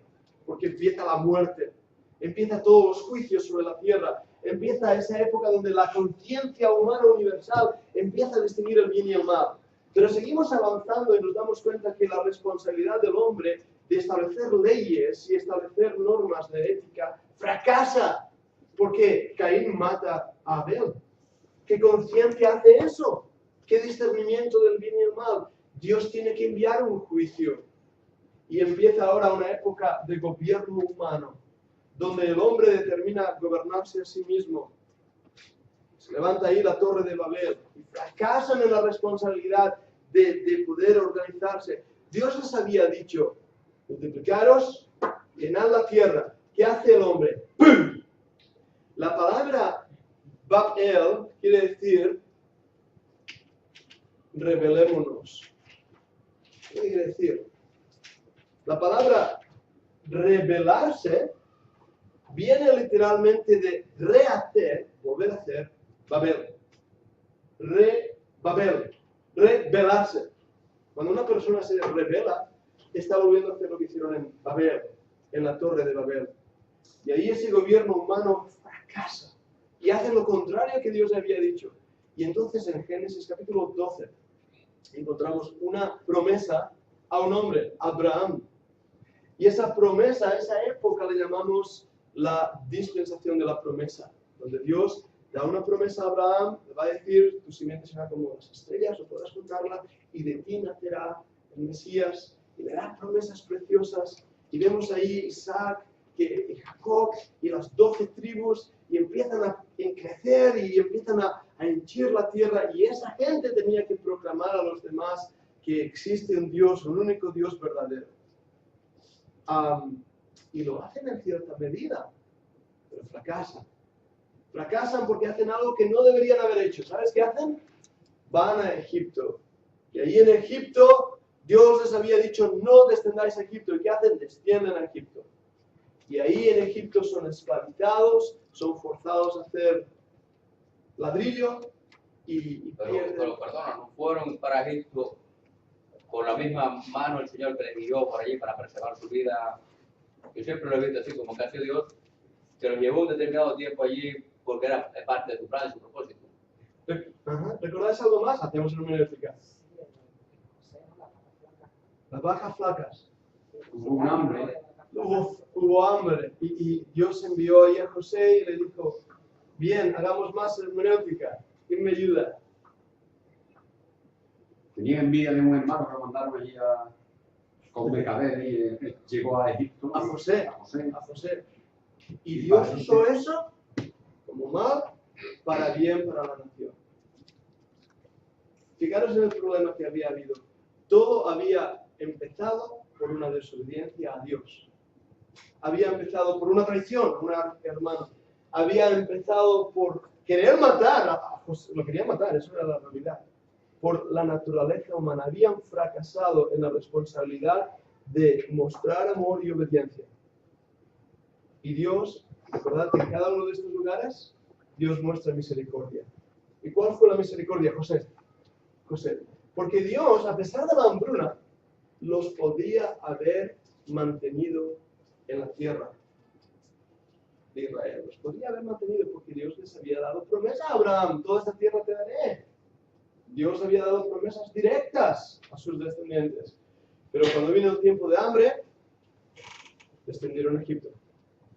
Y menos mal que habían enviado primero a su hermano de una manera involuntaria, porque Dios actuó en misericordia para poder bendecir a la nación de Israel. ¿Sí? ¿Estáis conmigo? Ahí, una vez más, estamos en una situación de esclavitud y Dios levanta a un redentor. Dios levanta a un hombre, en la promesa fue José, para poder restituir. En la ley, Dios va a levantar a Moisés. Y Dios va a dar una nueva promesa, un nuevo pacto con esa gente. Los va a restituir, les va a dar las ordenanzas. Ahora, no es lo mismo el tiempo de la ley que el tiempo de la promesa, donde Abraham solamente confiaba en base a promesas y él conocía al Dios verdadero, sí, tanto que lo conocía. De hecho, nos llama la atención en ese pasaje que un tal, ¿cómo se llamaba el sacerdote que Abraham dio sus diezmos? ¿Cómo? Melquisedec. ¿Y quién era Melquisedec? Un sacerdote del Dios Altísimo. ¿Cómo era? Un sacerdote del Dios Altísimo. Un sacerdote del Dios. Pero en hebreo te lo me dice que era sin origen y sin principio. Eso te hace que te queda más. Yo no entiendo esa parte ahí. Hacemos hermenéutica. Hacemos hermenéutica. La Biblia nos dice que era sacerdote del Dios Altísimo. Tengo una pregunta. ¿Cómo va a ser sacerdote si no hay sacerdotes hasta la ley? Puesto que podría ser de fuera del pueblo, ¿no? Porque Dios se ha revelado siempre a todos los hombres de todas las épocas. Simbolizaba a imagen de Cristo. ¿Entonces? ¿Sí? Eso que simbolizaba a Cristo, ¿no? Simbolizaba a Cristo. Hagamos hermenéutica. Quiere decir que era un hombre real, histórico, que existió y que era sacerdote del Dios vivo, del Dios Altísimo. Una pregunta que yo nunca he entendido. Sí. ¿De dónde vino entonces si no tenía padre ni madre? Eso es lo que a mí me ha dejado siempre fuera de juego. Ni principio, ni fin, ni padre, madre, eso es lo que quería, ¿verdad? Eso que yo me acuerdo cuando yo leo eso. Ahora lo contesto, pero primero pongo más intriga, ¿eh? Primero. Parece ser que yo estoy con Sí. estudiantes. Según hebreos, era también rey de Salem, ¿no? No solo Rey de Salem, paz. Rey de Salem. Era un lugar literal, ¿no? Pero era un lugar literal. Era un lugar de una ciudad que se llama Salem. Jerusalén viene de una palabra que es paz, que también se llama, bueno, Salem, príncipe de paz. Históricamente, sí, había esta ciudad, él era sacerdote, seguramente sacerdote rey, ¿qué es lo que sabemos? Bien. ¡Oh, esto es apasionante! Cuando uno empieza a estudiar una cosa llamada los sumerios, Sumer, la civilización de Sumer, eso es interesantísimo. Ahí en el río Éufrates y Tigris es donde los arqueólogos nos dicen que está la representación antigua, más antigua del hombre, las primeras escrituras, las primeras civilizaciones, las primeras culturas, las primeras religiones, que el nombre de Yahweh, de Jehová, aparece justamente en Sumer, entre los sumerios, que hay sacerdotes, que hay... ¿Cómo aprendieron todo eso? ¿De dónde vino todo eso? Israel todavía no existe, ¿eh? La ley todavía no ha sido dada. Por lo tanto, ¿cómo puede haber sacerdotes? En la inocencia el hombre cayó, en la conciencia Dios enseñó, instruyó al hombre. Caín y Abel sabían dar sacrificios.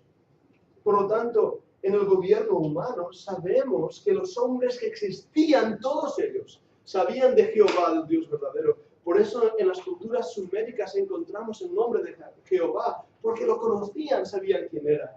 Pero aquí en la promesa de toda esa gente de Ur de los Caldeos, y Ur, que no era un pueblucho, que no era como Itálica, que Itálica parece, todo nada. Ur de los Caldeos era una ciudad extraordinaria, grande, con canales de embarcaciones internos, era precioso. De ahí vino Abraham por el inmenso creciente y bajó hasta la tierra prometida. Y de repente en ese peregrinaje se encuentra un hombre que era sacerdote del Dios vivo. Ahora viene Proverbios, cuando toma a este hombre y dice, ni padre ni madre, ¿por qué? ¿De dónde había salido este hombre? Para el judío, la genealogía es vital. Para el judío la genealogía es vital. Yo demuestro quién soy porque soy capaz de probar quiénes fueron mis antepasados. Si soy sacerdote, tengo que mostrar que vengo de la tribu de Leví. Si soy rey, tengo que demostrar que vengo del rey David. ¿Sí? Si soy judío, tengo que demostrar que soy judío. Y tengo que demostrarlo por parte de madre. Mamá es quien me da a mí la genética para que yo pueda ser un hijo del pacto. Ahora, la mayoría de españoles que venimos de los sefardíes españoles y tenemos apellidos raros, pues si alguno aquí se llama Elí o Elías, eso es sospechoso para decir este judío. Si alguno se llama Piñol, como yo, es probable que tiene o manzana, o pera, o otro de la naturaleza, es posible que sea judío. ¿Por qué? Porque tomaban apellidos de la naturaleza. Si uno se llama Goshen, ¿lo digo bien? Ese es judío seguro. Y muy probablemente sea hasta sacerdote, de casta sacerdotal. Pero ¿qué es lo que pasa? En el año 70, después de Cristo, todos los registros históricos de la genealogía de los judíos estaban en el templo. Todos. Tito vino con las fuerzas romanas y un soldado a la deriva tiró una tea encendida y todo el templo ardió. Todos los registros históricos de todos los judíos se perdieron. No hay judío que pueda probar y demostrar su genealogía hacia atrás. No hay judío exceptuando a mi hermano mayor, él puede. ¿Sabes quién es mi hermano mayor? Jesucristo. ¿Y por qué puede? Porque en Mateo capítulo 1 está la genealogía del rey. Porque la genealogía del rey que va hacia atrás y hacia adelante hasta Adán es el único judío que tiene eso escrito y que puede demostrarlo. ¿Entendéis ahora por qué en el libro de Crónicas hay 9 capítulos dedicados a fulanito, Pedro, Espanito, Espanito, Pedro, y dices, Señor, esto es inspirado. ¿Quién lo ha leído o te lo saltas todo? Lo leeré después. ¿A que sí? Yo en cuando me lo parto. De verdad, no, Señor, tú sabes que ya lo he leído otras veces, así que me lo damos. Pero ¿por qué es palabra inspirada de Dios? ¿Por qué? Porque es importante. Porque prueba la genealogía de Jesucristo del Rey de Israel. ¿Cómo anda gente por ahí que diciendo yo soy de la tribu tal y más cual? Eso lo llevan por los apellidos, pero no pueden demostrarlo. Pero eso no pueden demostrarlo. Yo digo, si no lo puede demostrar porque está diciendo yo soy de la tribu de Saulón, yo de no sé qué, yo mucha gente sí. Lo dicen, pero no pueden demostrarlo. Y la razón que no pueden demostrarlo es porque hay dos razones. Una es esa, la destrucción de los registros, es que me viene records, de los registros históricos.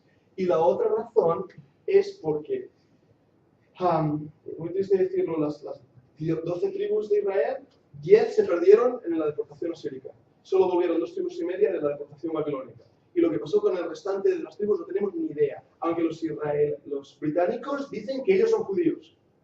Porque British, ish quiere decir hombre en judío, y Brit quiere decir bretón, así que British quiere decir hombres bretones.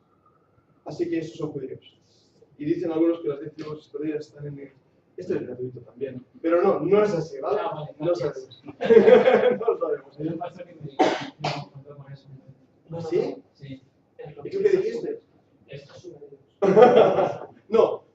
Hay un culto, hay una secta, Armstrong, no sé si te suena, que basa toda su teología en esto, en probar que las tribus perdidas fueron hacia Británica y ahí se desarrollaron. Y odian a los judíos de Jerusalén, ¿no? Correcto. Los ven como impostores. Sí, pero es una secta y eso no tiene problema. Dios sabe quién es judío y cuando Dios sea al momento levantará 144.000 señalados, judíos. No os preocupéis. ¿Pero por qué se ha pegado toda esta historia de genealogías y generaciones y...? Porque no tienen ni principio de día ni final de ellos. De repente, ¡pum!, aparecen, sin probar su genealogía. Y Dios lo hace a propósito, para que de esta manera se vuelva en una tipología, y veremos lo que es tipo y antitipo, de Jesucristo, que no tiene ni padre ni madre, es eterno. Porque cuando una persona no tiene descendencia o ascendencia, decimos, ¿tú de dónde has salido? ¿Lo entiendes eso? Así que a él le decimos, ¿y tú de dónde vienes? Y a Jesucristo le decimos, ¿y tú de dónde vienes? Y la respuesta es, desde siempre y por siempre, eternamente tuve el principado, tuve el principio. Y esa es la respuesta en cuanto a por qué no tiene ni padre ni madre. No tiene genealogía, pero es sacerdote del Dios Santísimo.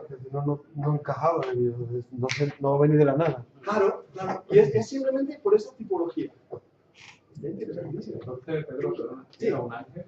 No. Un ángel no, porque son creados. Que no se conocía. Claro. No se conocían los padres, no tenía la genealogía. Tenía más de después se conocía quién eran. Algunos creyendo, y esta es una respuesta que a veces se ha dado, claro, ¿y esto cómo lo arreglamos? Es un ángel, y algunos interpretan que era un ángel. No lo era. Era una persona histórica de la cual Abraham dio el diezmo. Y otro detalle que os doy, ¿por qué Abraham dio el diezmo si la ley todavía no estaba escrita? ¿Por qué le dio la 10ª parte? ¿Por qué sabía Abraham que era sacerdote de Dios? Correcto, ¿ves? Haceos preguntas, o sea, no os de miedo a haceros preguntas, pero no me preguntéis a mí que no me lo sé todo. ¿Y por qué toman pan y vino? Porque hace que toman pan y vino, ¿eh? Cuando hablamos del Pashak, lo vemos, está explorado en la ley cuando salieron de Egipto, pero ellos se tomaron pan y vino. Qué curioso, ¿no? Qué curioso. También el sacrificio de sangre para la expiación de los pecados es algo que ves en civilizaciones, incluso en Sudamérica, ¿no? Con los incas y también los aztecas. Sacrificio, expiación de los pecados por medio de un sacrificio de sangre. ¿De dónde ha salido? Es la pregunta. Cuando los antropólogos estudian las civilizaciones pasadas, desde las tribus africanas a las precolombianas o lo que sea, incluso en los de arriba del Polo Norte, los esquimales, ¿qué me viene todo en inglés? Los esquimales también ofrecen sacrificios de sangre. ¿Por qué? Sin derramamiento de sangre no hay remisión de pecados. ¿Por qué Abraham ofreció un cordero? ¿Recuerdan la historia? Papá, aquí tengo la madera y tengo el fuego, ¿y dónde está el sacrificio? ¿Y cuál es la respuesta que Abraham le dio? Dios proveerá, ¿qué? El cordero. ¿Sabéis que esa es la primera mención en toda la la Biblia, en todo el Antiguo Testamento, la primera vez que se usa la palabra cordero es en ese versículo. La primera vez, no antes, no se había usado jamás antes. Dios se proveerá del cordero. Y cuando Caín ofreció entonces Caín. Oye, Abel ofreció hizo sacrificio. Yo supongo que es el cordero también, ¿no? Lo supones, pero no lo sabes. Pero dice que era pastor. Y supongo que era pastor, sería su bogueita. No tengo ni idea. No, hagamos hermenéutica. Hagamos hermenéutica. ¿Qué dices? ¿Y cómo sabía que era agradable que le diera un animalito? Dice que era un sangre de sangre, solamente. Solamente dice eso en la Biblia. No dice que fue. Podía haber sido un palomino. Porque los pobres fueron destruidos al sacrificar un palomino. Eso es, del fruto humano, de mi propio esfuerzo humano, que yo me curro a la tierra y me han dado calabazas, pues toma una calabaza. Eso es lo que hizo Caín. Fue el desprecio hacia Dios y es interesante lo que voy a decir, porque la Biblia no dice que Dios rechazó la ofrenda, dice que le agradó más la otra. Dios es un Dios de misericordia. Yo creo que apreció, Caín, aprecio lo que hagas, pero es que no es lo que yo quiero, ¿de acuerdo? Eso es, si tiene algo y le da la explicación, qué paciente es Dios. Bien, por lo tanto, la primera mención de la palabra cordero es cuando Abraham dice, Dios se proveerá del cordero. Pregunta bíblica. En el Nuevo Testamento, ¿cuándo es la primera vez que aparece la palabra cordero? Dime, hermano. Cuando Juan el Bautista ve venir a Jesús. Eso es. Y dice aquí el cordero de Dios que quita el pecado del mundo. Esto es hermenéutica bíblica. Cuando encontramos una palabra, y luego lo hablaré más tarde, mañana, si no me da tiempo hoy, cuando encontramos una palabra, su primera mención, y descubrimos su última mención, o su primera mención en el Antiguo Testamento y su primera mención en el Nuevo Testamento. Y hay unos paralelismos extraordinarios. Dios se proveerá de cordero, ve aquí el cordero. Para un mensaje, tomad nota, hermenéutica. Podéis hablar del cordero, del sacrificio, del simbolismo en el Antiguo Testamento, de la sangre derramada, de la inutilidad del esfuerzo humano, hasta que Dios levanta al cordero inmolado desde antes de la fundación del mundo, como nos dice Apocalipsis. Por eso era un cordero. Y yo creo que fue un cordero que dio a ver. No puedo decirlo porque la Biblia... Sí, dice primogénito. ¿Cómo lo dice? ¿Cómo lo dice? Y a él trajo también de los primogénitos de sus ovejas, de los más gordos de ellas. Ajá. Vale. Era el primogénito de las ovejas. ¿Y eso es un cordero? Bueno, hay varias curiosidades. Fijaros, lo que me encanta, además, esto no lo he leído muchas veces, pero dice primogénito. ¡Qué chulo! Dice primogénito. Ahora, la palabra cordero no aparece ahí. Interpretamos que es un cordero y seguramente lo era, no hay duda alguna. Pero la palabra en sí, cordero, aparece con Abraham. ¿Sí? Pero eso de primogénito, busca la palabra primogénito ahora en toda la Biblia. Agarras una concordancia y buscas primogénito. Es interesante. ¿Pero por qué? Un momento, ahora tengo una pregunta yo. ¿Por qué al Señor Jesucristo se le llama como primogénito o unigénito? De las dos maneras. De las dos maneras me parece que sí. El primogénito de los hermanos. ¿Y por cuál es la diferencia? Unigénito es uno, o sea, singular. Uno singular. O sea, es que unigénito. Es único en el sentido de que es como si tienes 6 móviles, sí, y hay uno que tiene una cámara. Sí. Es singular porque, es singular porque tiene una cámara, no porque es singular el número, sino singular en sus características. Bien, bien, pero Jesús no solamente es el primogénito, digo, el unigénito es también el primogénito, que es el primero de muchos hermanos. Por eso he dicho antes que mi hermano mayor sí que tiene la genealogía. Y yo también soy descendiente de Abraham, pero no por medio del nacimiento en Israel, sino por hijo de la fe, ni por el nacimiento con Ismael, los ismaelitas musulmanes, sino por el nacimiento de la fe. Vale, voy rápido con esto, que está muy interesante. La ley es ese tiempo desde Moisés, para adelante, hasta el libro de más o menos ahí en Mateo, que todavía estamos en la ley y el Señor está hablando a los judíos. La ley es cuando Dios da los mandamientos, el nacimiento de la nación de Israel. Esa es una dispensación importante que va transcurriendo hasta el Nuevo Testamento. ¿Cuándo termina la ley? Creemos, por lo que entendemos de la palabra de Dios y después de mucho estudio, que es en Hechos capítulo 2 aproximadamente. Hechos capítulo 2 es la inauguración de la iglesia.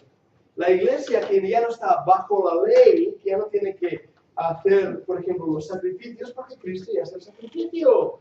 Ya no tiene que abstenerse de ciertas comidas, porque Cristo, Él es el pan de vida. No tiene tampoco que celebrar todas las festividades que los judíos celebraban, porque ahora Cristo es nuestra fiesta. Y ahora también descubrimos algo extraordinario. En la ley, solamente Israel era el que había recibido las promesas. Pero ahora las promesas son dadas a judíos y no judíos, a gentiles y judíos, miembros de la nación de Israel y miembros que no son de la nación de Israel. Porque ahora la Biblia nos dice que ya no hay dos pueblos, sino uno. Y ese uno va a llamarse iglesia, eclesia, llamados fuera, llamados convocados a una convocatoria. De hecho, el término eclesia es un término político-social usado ya en la antigua Grecia. No es nuevo testamentario. Los griegos, cuando se reunían políticamente, era una eclesia. Es como una reunión de vecinos, eso es una eclesia. Bueno, a ver, una locura a veces, la reunión de vecinos. Pero la idea es una gente reunida. La palabra eclesia va a referirse a ese grupo de creyentes en Jesucristo, el Goel, el Redentor, el Meshá, y su nombre, como suena bonito, Yoshua HaMessiah, Jesús el Mesías, es el Redentor, el Goel. Él va a venir y va a crear una nueva etapa, la etapa en la que estamos ahora, la dispensación que estamos ahora, lo que llamamos la gracia. De la gracia porque es el regalo inmerecido que Dios nos ha dado. Ahora, ¿cuál es la responsabilidad que tenemos a todas las naciones? Creer en el Señor Jesucristo. Ahora voy a hacer un inciso muy importante, muy importante. Y yo sé que los pastores están de acuerdo conmigo en eso, así que no me da miedo decir. Dentro del sistema de interpretación dispensacionalista ha habido un error común. El error de pensar que en cada una de estas dispensaciones el hombre era salvo de una manera diferente. Algunos dicen, durante la dispensación de la ley el hombre tenía que obedecer a la ley para ser salvo. ¿Ah, sí? ¿Cuándo el hombre obedeció a la ley? Nunca. El hombre tenía que hacer sacrificios para ser salvo. ¿Cuándo tenía el hombre que hacer sacrificios para ser salvo? La Biblia no dice eso. ¿Qué es lo que nos dice? Esto es precioso, es tremendo. Señor Jesucristo, hablando con los fariseos, les dice, Abraham vio mi día y se gozó. ¡Ama, tú! ¿Cómo puedes ser tú más viejo que Abraham? ¿Y qué responde Jesús? Antes que Abraham fuera, yo soy. Y cuando él dijo, yo soy, tomaron piedras para apedrearle. ¿Por qué? Por el yo soy. Justo el nombre de Dios. Lo iban a apedrear porque se estaba haciendo el mismo Dios. Es que él era Dios. Pero lo que es interesante es que dijo, Abraham vio mi día y se gozó. En el libro de Hechos, predicación de Pedro Esteban, dice, a David siendo profeta, habló de él. ¿Qué? David, el rey David, habló de Jesucristo. ¿No habéis leído el Salmo 23? ¿No habéis leído el Salmo 22? ¿No habéis leído el Salmo 24? ¿No habéis leído la cantidad de salmos que se llaman salmos mesiánicos porque apuntan al Mesías? Y hablan de los sufrimientos en la cruz, Salmo 22. No hay duda alguna en mi mente de que todos lo que yo llamo santos del Antiguo Testamento tenían una fe futura en el Mesías prometido. Y en base a esa fe futura, ellos sacrificaban. Dios proveerá cordero. Vamos a dar un sacrificio porque mientras no viniera el Mesías, lo que yo estoy haciendo profetiza anuncia que Él vendrá. Nuestra fe no es futura, es pasada. Es una fe fundada en el evento histórico de la crucifixión de Jesucristo. Por eso es una fe pasada. Pero mirad lo que el Señor dijo en cuanto a la cena. Haced esto en memoria de mí. Por lo tanto, lo que nosotros hacemos, nuestro sacrificio de adoración, nuestro sacrificio de alabanza, es memoria del Señor. Y no nos hace salvos, ¿eh? No nos hace salvos tomar un trocito de pan y beber un vasito de vino. Pero nuestra fe histórica nos hace recordar lo que el Señor Jesucristo hizo. Por eso ahora estamos viviendo en esta época de la gracia. Ahora, es muy, muy importante, y esto es clave, Como he dicho, bueno, dejadme terminar con esto, deciros que lo que nos queda después de la gracia es la época de la tribulación y el reino, los 1000 años. Ese será otro momento donde el Señor Jesucristo ya no será una fe histórica, será una fe presente. Tan presente que los que no estén de acuerdo quedarán, se irán al norte, escaparán, porque será, Jesús será un mandamás, va a poner vara de hierro a las naciones. Ahí no habrá corrupción política, ¿Qué va? Y por eso es que van a huir. Y entonces, después de esos 1000 años, cuando los 1000 años sean terminados, se rebelarán, de Gog y Magog bajarán, Dios los destruirá. Ahora, yo creo personalmente que esos 1000 años, lo que llamamos el reino, es literal, son 1000 años, no es simbólico, es literal, y creemos que el Señor Jesucristo reinará literalmente. Y a eso le llamamos la dispensación del reino. Algunos dicen que la tribulación es también una pequeña dispensación. Yo estoy ahí en ello, pero no es importante. Ahora, déjame terminar con esto, que decía que es muy importante lo que os iba a decir, y entonces os prometo que podremos ir a tomar café, ¿vale? Pero déjame terminar con esto.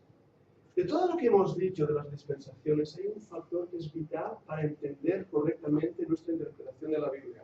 Y si no entendemos esto, vamos a meter la pata por muchos sitios. ¿Qué es? Hay una diferencia, una distinción entre el Antiguo Testamento y el Nuevo. No es lo mismo, ¿eh?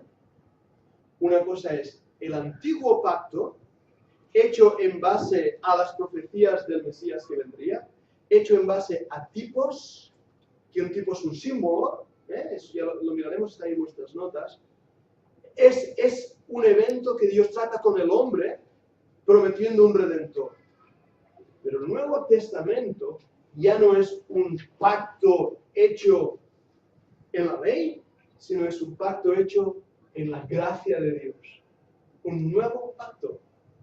Lo que os dije, y lo digo con mucho respeto, pero recordarlo, la palabra Nuevo Testamento y Antiguo Testamento o pacto viene de prometer por la generación del varón. Es lo que quería decir. Y en ese aspecto tenemos ahí un Antiguo Testamento y un Nuevo Testamento. Hay una gran diferencia. El Antiguo Testamento, Dios trata con Israel especial y específicamente. En el Nuevo Testamento, Dios trata con las naciones. Hay promesas que Dios dio a Israel que todavía no se han cumplido. Y que Dios cumplirá, porque Dios cumple sus promesas. Y hay promesas que Dios ha dado a la iglesia solo para la iglesia. Creemos que habrá un reinado oficial establecido en Jerusalén, donde el Mesías gobernará porque Dios lo prometió a Israel. Es una promesa en cuanto al reino para Israel. Si no distinguimos lo que es la ley y la gracia, Israel y la iglesia, vamos a caer en todo tipo de errores doctrinales, teológicos. Muchos dicen que el milenio es simbólico, otros dicen que la iglesia es el Israel de Dios y que todas las promesas que Dios había dado a la nación ahora se cumplen en la iglesia, lo cual no es bíblico ni cierto. Por eso nuestra teología debe distinguir estas etapas, estas grandes etapas, o pequeñas, y después la gran diferencia entre el Antiguo Testamento, la ley y la gracia.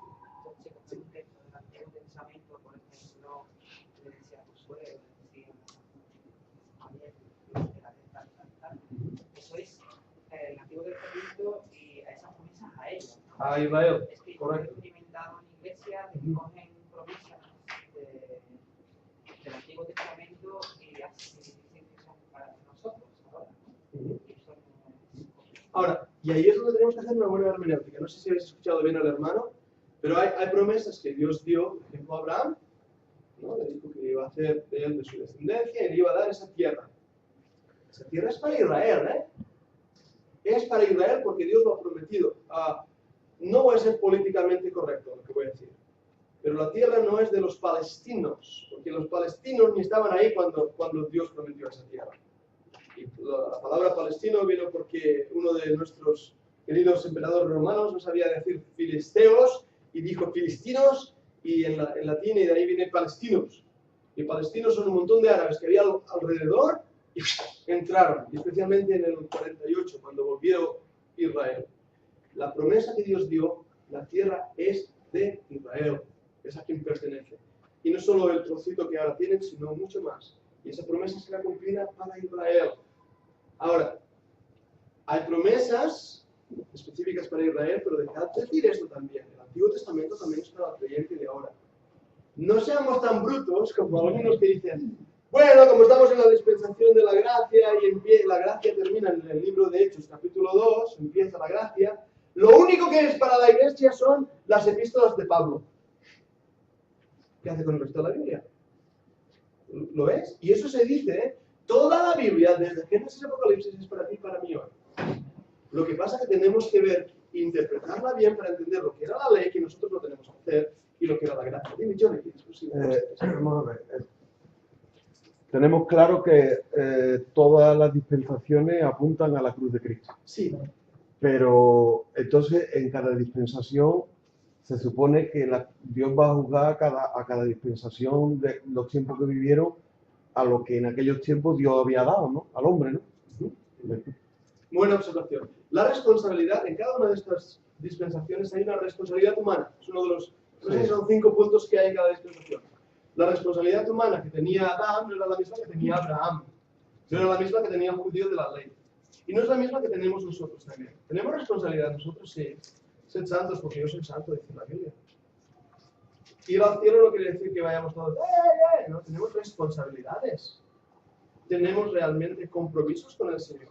Entonces ellos, a ver, intenten explicarlo hasta donde tú llegues, de qué forma serían salvos, o cuando estén delante de Dios, cómo Dios va a tratar con ellos. ¿Conforme a la responsabilidad que le dio en aquellos tiempos?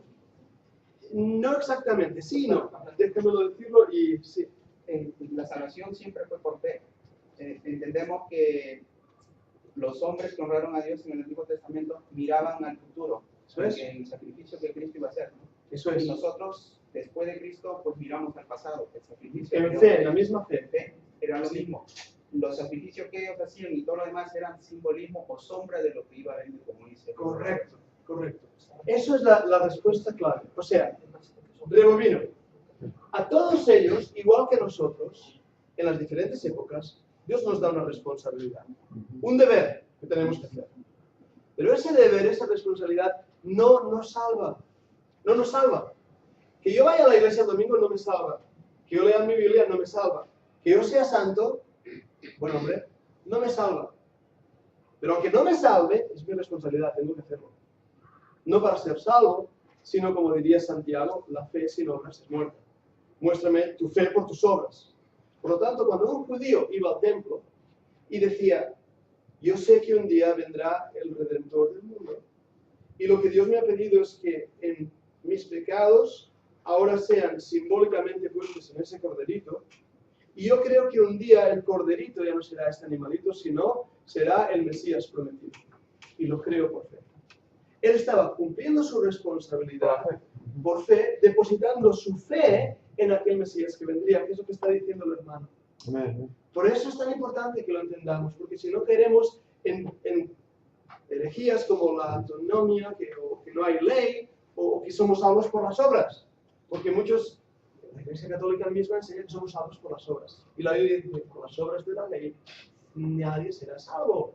Lo que dice es que la ley, nuestro ayo fue para llevarnos a Cristo. ¿Sabes lo que quiere decir ayo?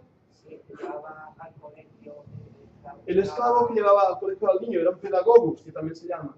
La ley dijo, chaval, lo estás haciendo mal, vamos al colegio. Y nos llevó al colegio de la fe en Jesucristo y de la salvación en Cristo. También clarificar que no importa cuál sea la dispensación, lo que condena al hombre no es, por ejemplo, no seguir la ley o es el pecado. Ese es el problema central. Eso es muy bueno. La razón por la que Adán era digno de condena era porque había pecado. La razón por la que Abraham, no importaba la distinción, el pecado es lo que nos condena y el sacrificio de Cristo es lo único que puede cubrir el pecado. Estaba leyendo aquí en Hechos 10, este es el discurso que Pedro le da a Cornelio, cuando dijo: de este dan testimonio todos los profetas, que todos los que en él creyeren recibirán perdón de pecados por su nombre. Entonces, inclusive los profetas, ¿no? Antiguo Testamento, los que creyeren en él recibirán perdón de pecados. Entonces, el problema es el pecado, no el no cumplir las reglas de cierta dispensación. Pero fíjate ese versículo, hermano Francisco, es que en el Nuevo Testamento no lo tenían. Lo único que tenían eran los profetas. Y usando los profetas, que daban testimonio, y que ese testimonio los judíos lo sabían. Por eso había judíos creyentes y judíos no creyentes. Una cosa más, se supone que hay dispensaciones que no tenían escritura, ¿no? Porque hasta la ley, ¿no? Bien, vuelvo un poco a lo que antes decía. La noción de conciencia de gobierno humano, tenemos escritos, sí, en Sumer, más o menos, wow, voy a decir un número y a lo mejor hasta puedo equivocarme, pero lo que los arqueólogos me dicen entre el 4000 al 6000 antes de Cristo, lo que Ussher va a decir a través de la genealogía es que el mundo fue creado en el 4004 antes de Cristo. Bueno, los números bailan por diferentes razones, pero en ese tiempo ya existe la escritura. La escritura yo creo que fue inventada por Dios, porque hay una señal que puso en Caín y no sabemos qué señal era. Eso por una parte. Por otra parte, no tenemos santos escritos. Biblia. No lo tenemos hasta que Dios con su propio dedo escribe. Tenemos algo antes de eso. Tenemos a Job, el libro de Job, el más antiguo de la Biblia.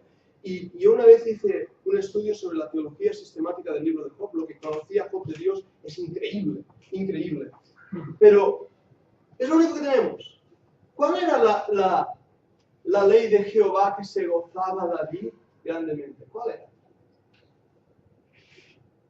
¿Lo habéis pensado alguna vez? La epístola de Filipenses, los salmos. A David le encantaban los salmos. La ley, la Torá. Sí, la Torá. La que nosotros nos vamos saltando en el libro de Números y de Deuteronomio porque aquello es como... Esa era la ley que David se gozaba. Por lo tanto, es cierto, no va a haber toda la escritura, como hoy la tenemos, habrá parte de la escritura. Hasta que empiece a escribirse Job primero, después los 5 libros de Moisés. Pero también quiero deciros algo. Y esto es el milagro de la revelación específica. La revelación pasaba de padres a hijos de una manera oral. Es lo que llaman la tradición oral. La capacidad de los judíos de memorizar es asombrosa. Porque desde que son niños están memorizando. Nosotros cantamos una por una por otra. Ellos cantan la Shema. Hablan, oye Israel, Jehová tu Dios. Saben capítulos de memoria. Y su capacidad mental es extraordinaria. Porque por generaciones es lo que han hecho. Memorizar, guardar las escrituras. Y eso también es importante entender que de padres a hijos la tradición fue pasando hasta que tuvimos una tradición escrita. Porque Dios sabía que nuestro cerebrito iba a irse más pequeño que cada vez. ¿En qué dispensación vivía Job? Job, ¿en qué dispensación vivía? Gobierno humano. Porque es curioso, ¿no? Que ya en el libro de Job, 1900 años antes de Cristo, en el gobierno humano, él sabía que Cristo iba a resucitar. Claro. Sabe que mi Redentor vive, etcétera, etcétera, ¿no? Entonces es maravilloso ver eso, ¿no? Como que el Evangelio ha sido el mismo en todas las dispensaciones. Pero es tan hermoso como ir al Nuevo Testamento y leer de Adán, ¿no? Adán que pecó voluntariamente. Está bien. Imaginemos, esto no es Biblia, imaginemos. Bien, Abel, Caín, escuchadme, mamá y yo hemos pecado, hemos roto la ley que Dios nos había mandado y por eso el castigo de Dios sobre nosotros. Vamos a morir. Pero Dios nos ha dado la promesa de que un día se levantaría de mamá, de la simiente de la mujer, un redentor, alguien que nos librará de esta muerte. Y mientras Él no viene, ¿quién enseñó el sacrificio de Adán y Eva? Dios. Tenemos que sacrificar, tenemos que adorar a Dios. Y de esta manera, oralmente, de generación en generación, fueron pasando las enseñanzas del Redentor. ¿Sí? Es que mismo extraordinario.